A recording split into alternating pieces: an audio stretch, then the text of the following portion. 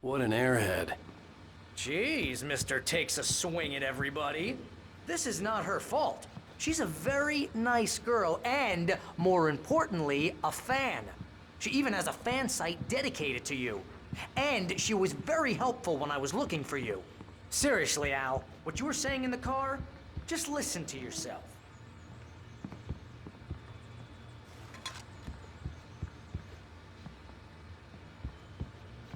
What, you shot a guy and his body just disappeared? When was the last time you slept? What, are you high? Have you been drinking? No! Look, Barry, I'm missing a week. And someone's got Alice. Do you and understand everything's just... what it sounds like when you say stuff like that? Don't get me wrong, it's a good story, could be a bestseller. But when you start confusing fiction with reality, you're buying yourself a ticket to the funny farm. Wait here.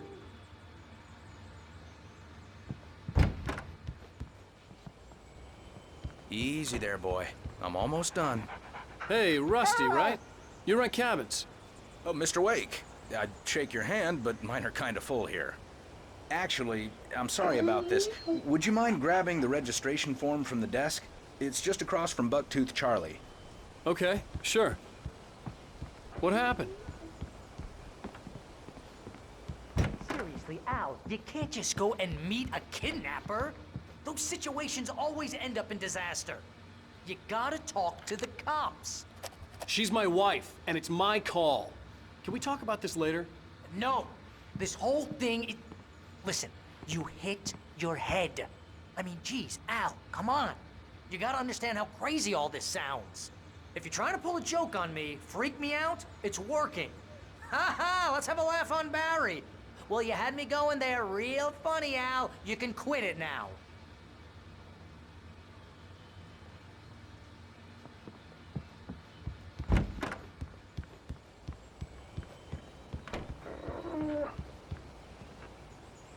I think this is the form you wanted. And here are the keys. Okay, you're all set, Mr. Wake. Glad to have you staying here. Thanks. Can you tell me how to get to Lover's Peak? Oh, sure. It's at the end of the nature trail.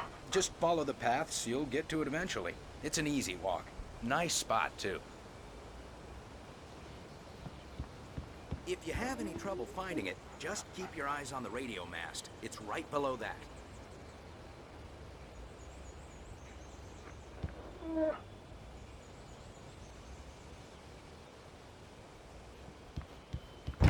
Look, Al, you're asking me to believe that you shot a dude who went poof into thin air, a guy who was bulletproof until you pointed a flashlight at him. You hear that from people who end up spending time in padded rooms, strapped to their beds, wearing white shirts with too long tangled up sleeves, and eating a healthy diet of pills. Al, you make cruel jokes about people who believe that kind of stuff. You're the skeptic.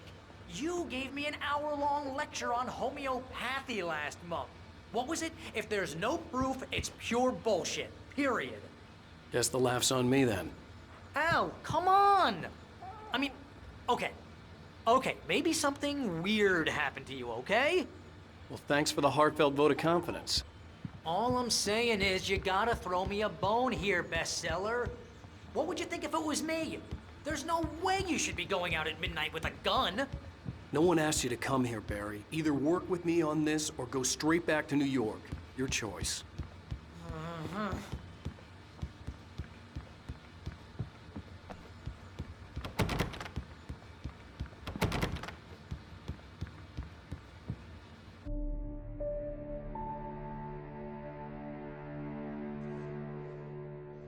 That's just crazy talk, Al. Al? Al? We should go to the sheriff or call the FBI. Damn it, Barry, they'll kill her! This is not a goddamn debate, Barry. I'm going to Lover's Peak. He said to come alone. Okay then. I understand. You're my best friend and I'm worried that you're not right in the head.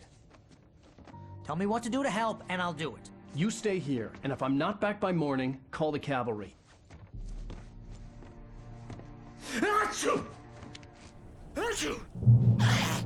Just be careful with the natives, Al. These yokels are dangerous. Everybody hates a tourist, or it'll be deliverance all over again. Bless you. Oh, this place is trying to kill me.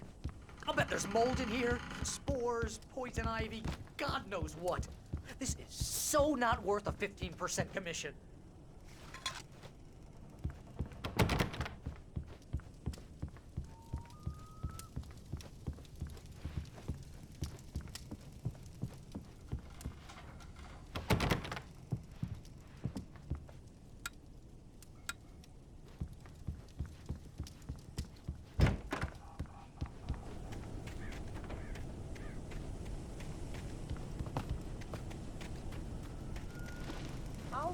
Wait here, Al. I'll hold down the fort. I'll be with you in spirit every step of the way, Al. Lock the door when I leave. Locking the door now. Yep, you go ahead and do what you have to do. I'll be fine. Alone, but fine. In a cabin straight from a horror movie.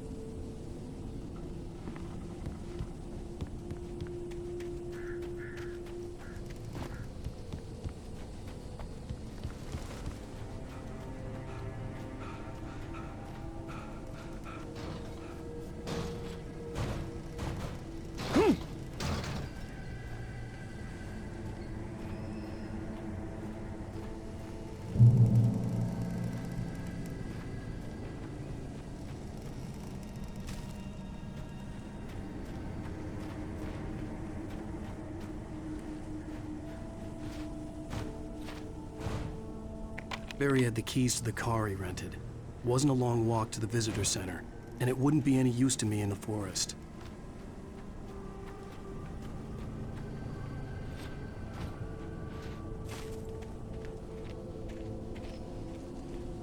I knew I should have gone to the cops. This wasn't the smartest thing I'd ever done, but I was still angry with Barry for trying to talk me out of it. These people had called me right in the sheriff's station. The cops wouldn't scare them. And they had Alice.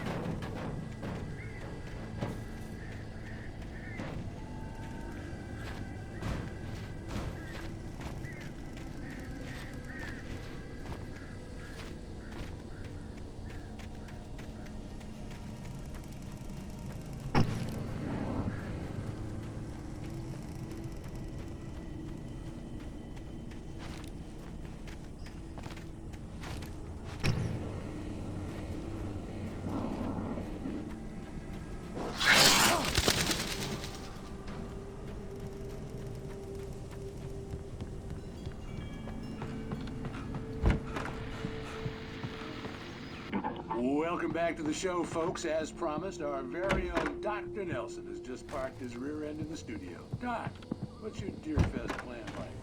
My plan? You make it sound a lot more organized than I ever seem to manage.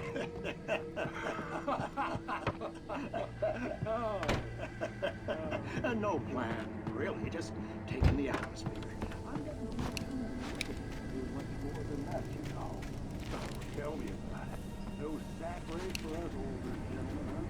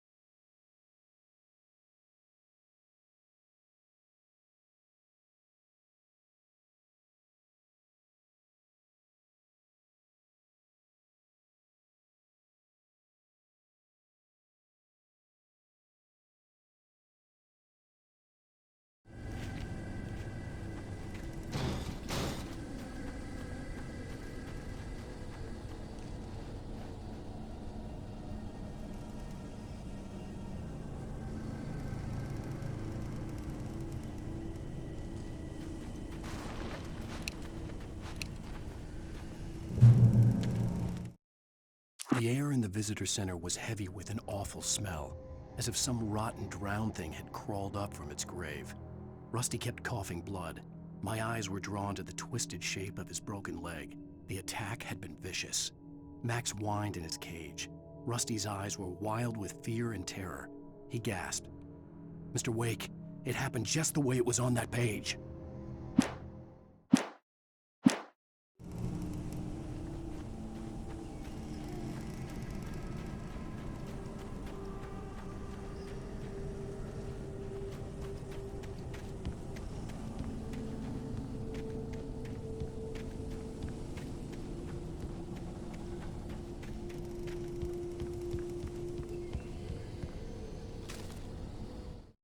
Rose knew that Rusty was in love with her, and she liked him too. She liked him a lot. He taught her to dance, and life had certainly taught her the value of a man who was gentle.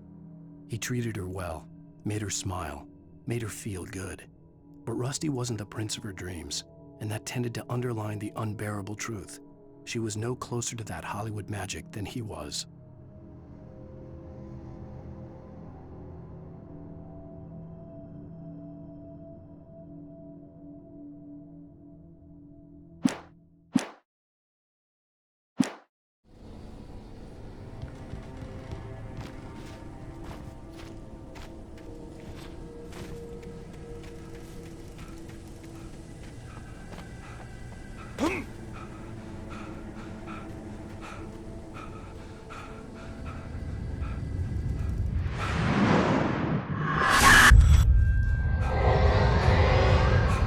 The vision left me weak. This was no head injury.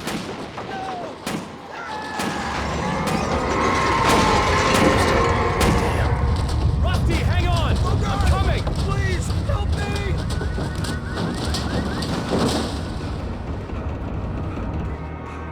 Anybody? Help me! Help me! Can you hear me? Anyone? Hello? Please, help! Back here. I'm back here. Mr. Wake? Oh, hell. It happened just the way it was on that page. I found. Came true. It knew. So dark. It'll come back for me. You must... The lights. In the office. I have the key. Okay, Rusty. Hang on. I'll be right back. Whatever did this couldn't be far. Rusty had found a page from the manuscript. It would help me understand what had happened.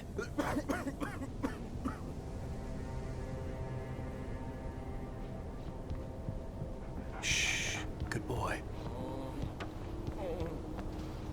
A presence. So dark. Like the forest at night. The only way to make sure that Rusty was safe was to get the power running and the lights back on.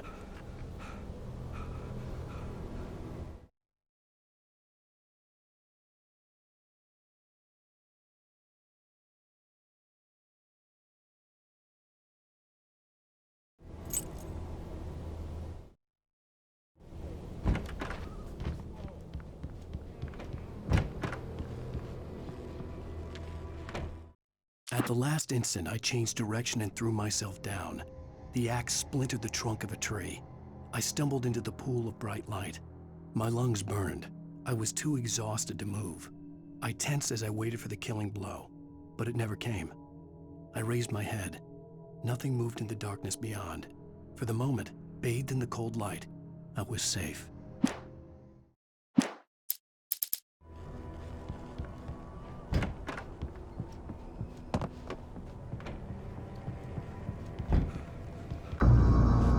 I was too late.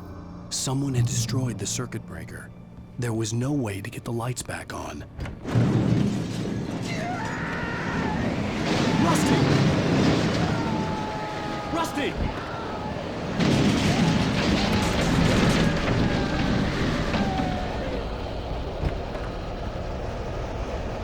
The ground was covered with oily patches that looked like liquid darkness.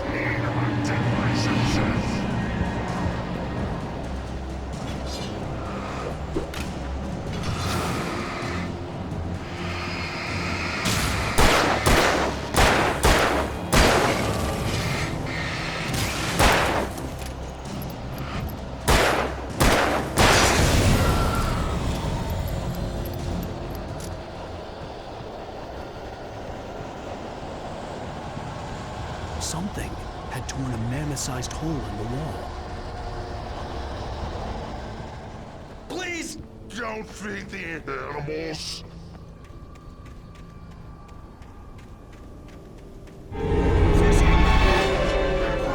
For those visitors who purchase a park Fishing. license, obey!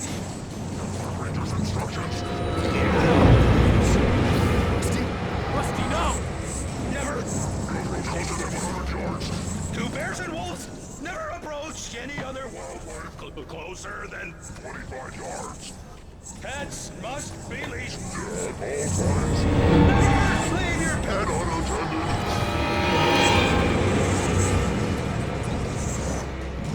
It is Against the law. to remove any historical artifacts from the park.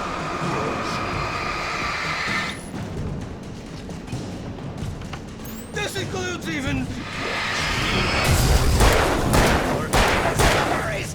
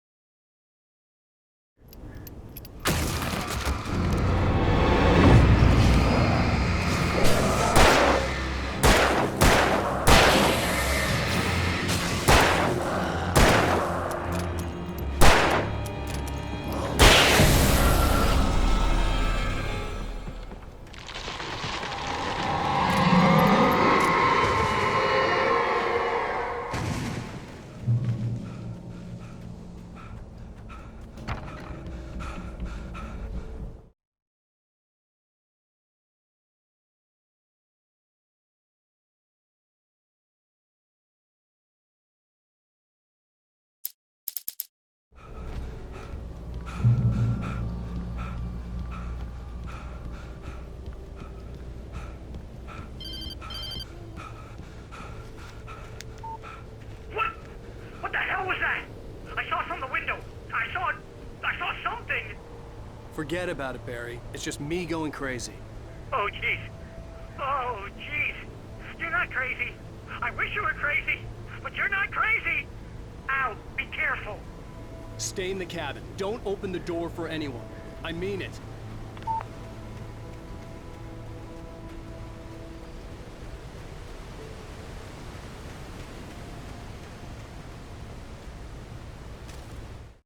In that last instant of consciousness, Rusty thought about Rose. He was older than she was. Rose was barely out of her teens, but she made him feel young and forget what a train wreck his long-dead marriage had been. He still wore the ring. He'd been waiting for her to tell him to take it off. Now she never would.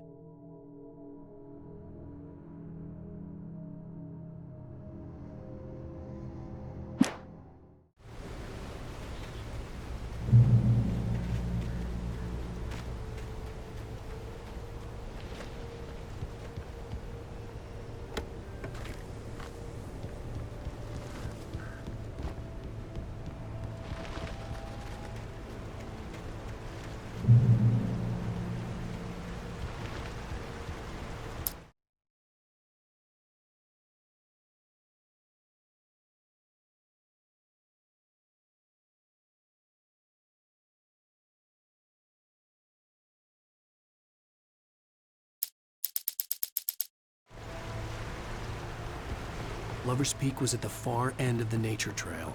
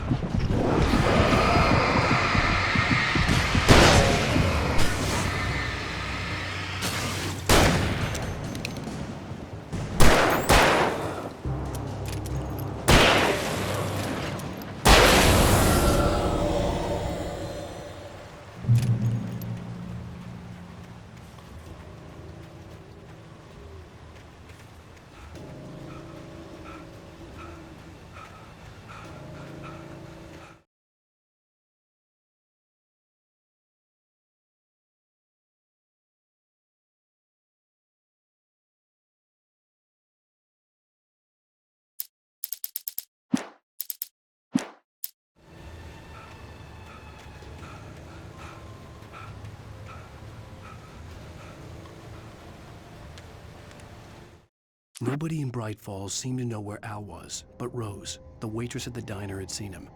From what Barry could tell, Al pretty much fell off the face of the earth when he left the diner. Rose was just the kind of fan that Al hated, but she really tried to help. She was smart too, knew a lot about what was going on in the town, knew a lot about Al, even knew who Barry was. Barry liked her. That was no big surprise. When it came to women, Barry and Al rarely saw eye to eye.